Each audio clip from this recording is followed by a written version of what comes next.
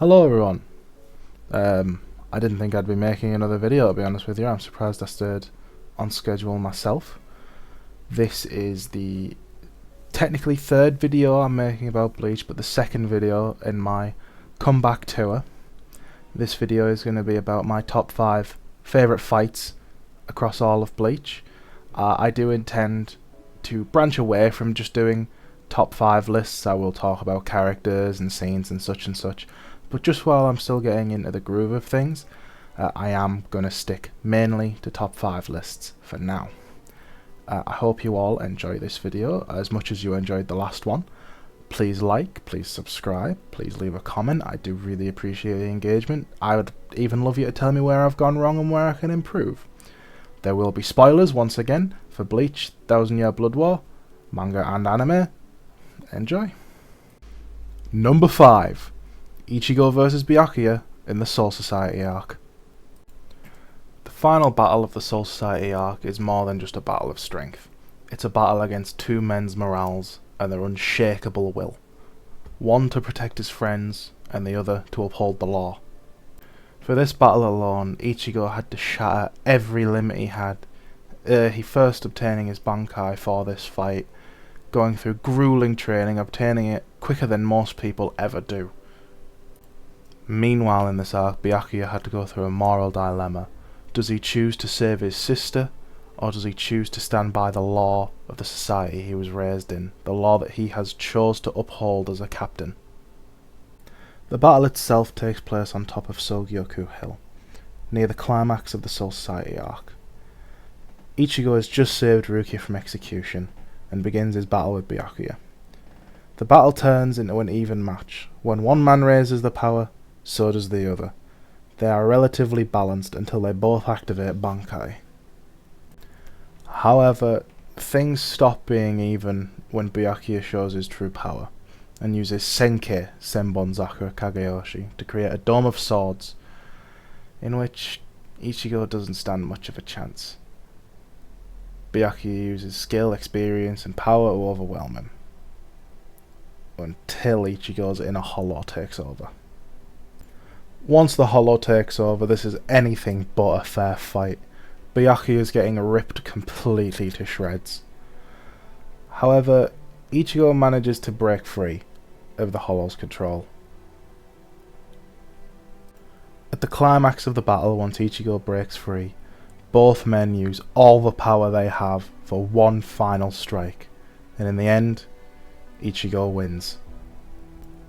The reason this is one of my favourite fights is that it's not just about the battle itself, it's the clashing of doing what's right versus doing what's just. On one hand, Ichigo wants to save his friend from an unlawful execution. On the other hand, Byakuya doesn't want his sister to die, but she's broken the law of Soul Society, and as a captain, he has to punish her.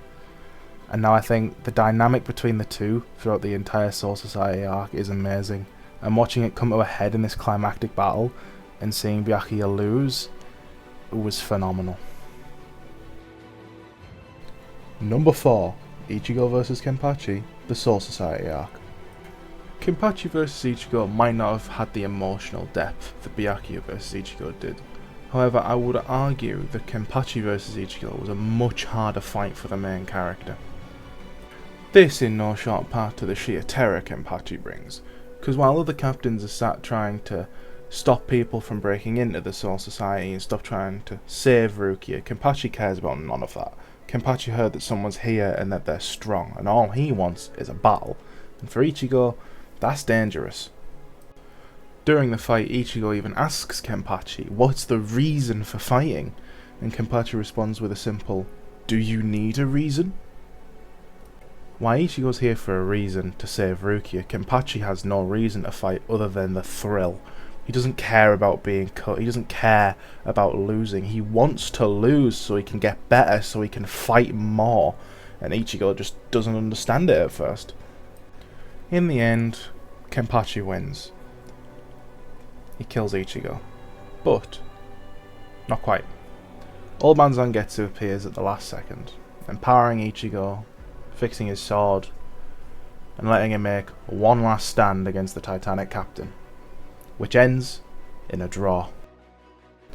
I put this in one of my favourite fights because I think it's one of the first times Ichigo has actually shown the power gap between characters.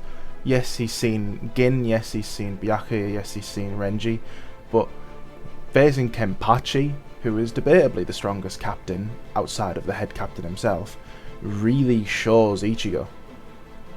It also gives us our first glimpse into maybe there's more to Ichigo than trying to protect his friends. Maybe deep down, just like Kenpachi, he also just wants a fight. Number 3. Mayuri Kuratsuchi vs Xyloporo Grant's The Hueco Mundo Invasion Arc. I won't make this a long one because there's no need. This fight is the definition of a one-sided beatdown. Mayuri had Xyloporo outsmarted and outplayed from the very beginning. All this battle was for Mayuri is a fight with a second-rate scientist. Xyloporo did everything he could, acted as his usual arrogant self, but at the end of the day, Mayuri was smarter and stronger than him. And I think this fight ended in one of the worst ways possible for a character in Bleach. Xyloporo definitely has a fate worse than death. During the battle, Mayuri was able to get a serum into Xyloporo's bloodstream, which slowed down his perception of time. And using this, Mayuri was able to stab him, but to Xyloporo, all he could see is the blade slowly approaching, and he could do nothing about it. Mayuri pierces his heart, and in the end Xyloporo will still live for another 1,000 years before the blade cuts him. This makes my list because yes, it's not a long fight, but I do think it's very important. It shows that strength doesn't always matter. Sometimes outsmarting your enemy and coming prepared is just as important. Plus, it's a good demonstration of the power gap between certain captains and certain espada. Number 2. Kenpachi Zaraki vs Yachiru Unohana, the 1,000-Year Blood War. For Kenpachi, this battle is probably the most important fight in Bleach. Unohana was the first Kenpachi, and she was the first person to truly show him how glorious battle can be. To show him how fun it can be. So, when he loses against Yhwach at the start of the first invasion, he needs to train, and the only person he can train with is the person he considers his equal. So, the new head captain, Kiraku Shunsui, decides to send them to Muken to fight each other, knowing fine well calling it a training session dishonours the fight. One of them will not walk out alive. As the battle rages on, we learn that in any one era there can only be one Kenpachi, and when the time comes, the previous Kenpachi either has to kill their rival or make them stronger. And during this clash, Unohana kills Kenpachi over and over and over again, healing him over and over and over again, continuously making him grow stronger as he fights, which was also where we learn that since that first clash with Unohana, he's been suppressing his power subconsciously, because he enjoyed fighting her that much, but she was still weaker than him even as a child. In the end, Unohana loses. Kenpachi's full power is released, and he's devastated at the fact he kills her. He wanted that fight to go on forever. He was enjoying it so much.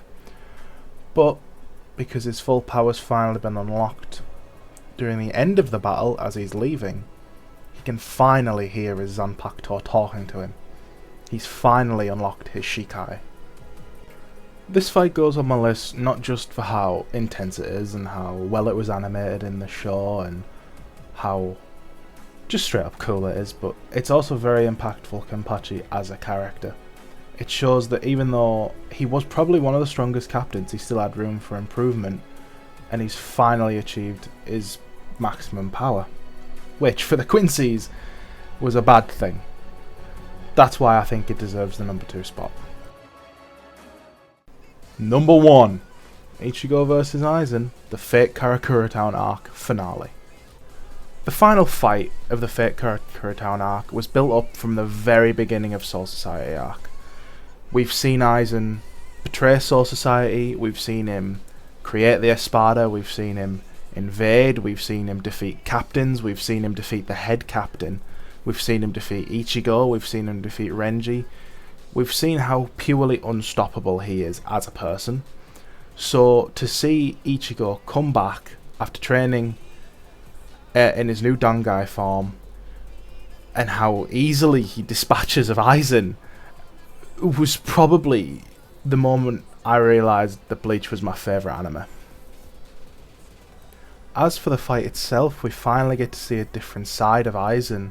He can't fully comprehend the fact of how much stronger Ichigo's got than him, to the point he thinks he sacrificed all of his spirit energy for raw strength, when that's just not the case. Ichigo's now that much stronger than Aizen. Aizen can't even sense his spiritual energy. And we see Aizen fall apart slowly as he realises he's completely outmatched and that his master plan, well, is coming to an end. Of course, we all know how this fight ends. Aizen's evolution because of the Hogyoku continues, and the fight gets harder and harder for Ichigo even with his new power. So he has to put it to an end with the final Getsuga Tensho. With the final Getsuga Tensho, Ichigo will lose all of his Soul Reaper power, but hopefully it'll be enough to put Aizen down. However, even after doing it, we know Aizen doesn't die. Aizen's evolution continues, even after being hit by Mugetsu. There's not much Ichigo can do at this point as he feels his Soul Reaper power slipping away. But just as we think all hope is lost, a light appears from Aizen's chest and Kisuke Ohara comes down, and we get one of the greatest moments, I think, in Bleach, where Aizen finally crashes out and starts screaming about how he's a victor, he should decide how the world should be, why should he stay stagnant when the world crumbles, he wants to rule, he wants to be in charge, and of course it ends with him being sealed away and the fight is won. This has to take the #1 spot for how climactic it is. Aizen's been the overarching villain of the entire show up until this point, so finally seeing him lose, I couldn't help but put it at #1.